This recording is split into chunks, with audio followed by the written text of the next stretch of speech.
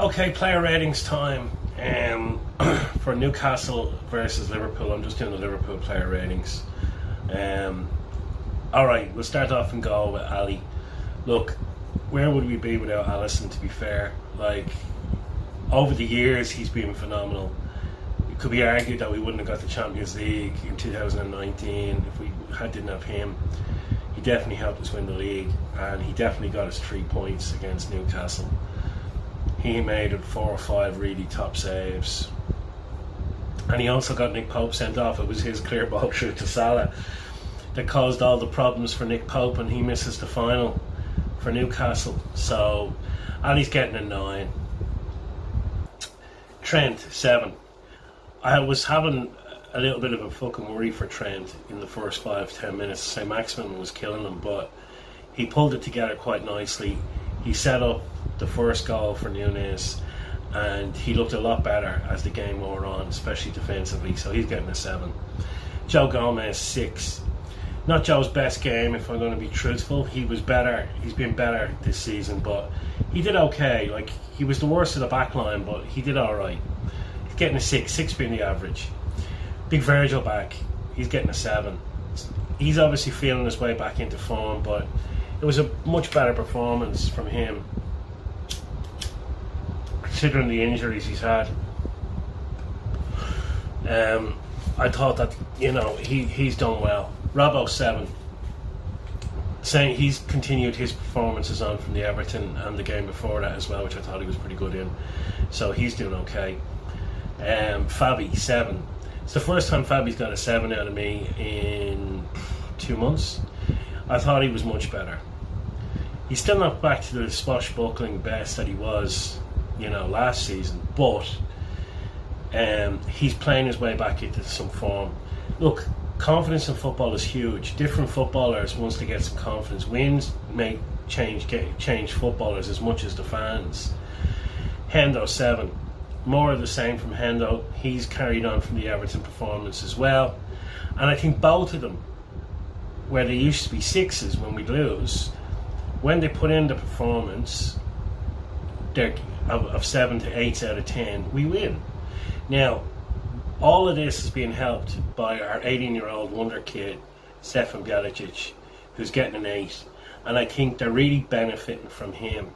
He's the best presser in the team in midfield. He's got unbelievable fucking composure on the ball, and he always passes forward. And I think he's got the legs that Hendo doesn't, and that Fabi is struggling to find. So I think they both benefited from having a runner in midfield, where when they had Thiago in there as well, it was very stodgy and slow, and we were just getting overrun in midfield. So he's made a massive difference. Mo Salah's getting an 8. I know he didn't get a goal, but fuck, he tormented Newcastle. He set up the Gapco goal, which was amazing, beautiful vision, and he got that Nick Pope sent off as well, so he created that too, so he's getting an 8.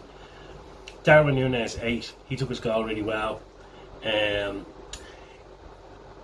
He's playing his way into the form of, he came for a lot of money, and when you come for a lot of money, there's a lot of expectation, especially with Haaland, scoring 31 goals this season already. Like, it's going to be hard to compete with that, and he was always going to be seen as a failure next to him, but he did really well, and he's a really, really, really fast player for the size of him, and I think, all things considered, he's done alright this season. Cody Gakpo's getting an 8. He's getting a second goal in 2 games. Fantastic display by him, and yeah, really happy with the performance. Newcastle, as I said, are a really good side. They don't lose too many up in St James's Park because the crowd is very, very enthusiastic for that team. But I thought, they really stuck to the game plan.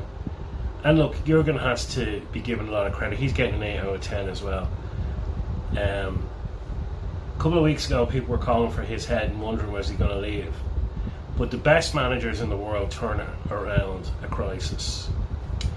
And he's turned this team around. He's instilled some confidence, and he's got them playing better. And for the first time this season, I think top 4 is more than achievable. And that has to come down to the manager. If it's his fault when we lose, he has to get the credit when we win. And I think the Stefan Bjelicic, trusting him in midfield, has transformed us. And obviously, not having Thiago, as much as I love him, we need a runner in midfield. We used to have Genie, who were the legs of the midfield, and when he left, we didn't have 3 slow players in midfield. You can't get away with that in the Premier League. There's too many teams with fast midfielders, and they just run all over the top of us. So we need to keep this going. Obviously, Champions League midweek. Real Madrid, our worst bogey team ever, but it's the Champions League. We're a different animal in Europe. Unfortunately, so are they. So it's a 50-50 game. It really is, especially at home. Away is going to be the problem. In a fucking Bernabeu. It's a coffin and a graveyard for a lot of teams. So, hopefully, we'll do okay. But top 4 we have to get into if we want to attract the players. And yeah, Jurgen Klopp is getting an 8 out of 10. I don't know if I said that already, but yeah, he's turned this around, and all of a sudden we're starting to look with a bit of a brighter future. If we could nail Real Madrid and get a win there, and then win our next 2 or 3 games before the United match, that would set us up nicely for the United game, who are in great form, let's be real. So, and that's the biggest game of the season for both of the clubs, is Manchester United home and away. Winning them games is the most important for me. We've already lost the first games, and that's what put them on the run that they're on, beating us. Maybe if we could turn the tables, it might just leapfrog us into top 4, who knows. But performances are getting better, which is great. Alright, that's it from me. I'll see you midweek for the Champions League. Hit the like and subscribe button, and thanks for watching.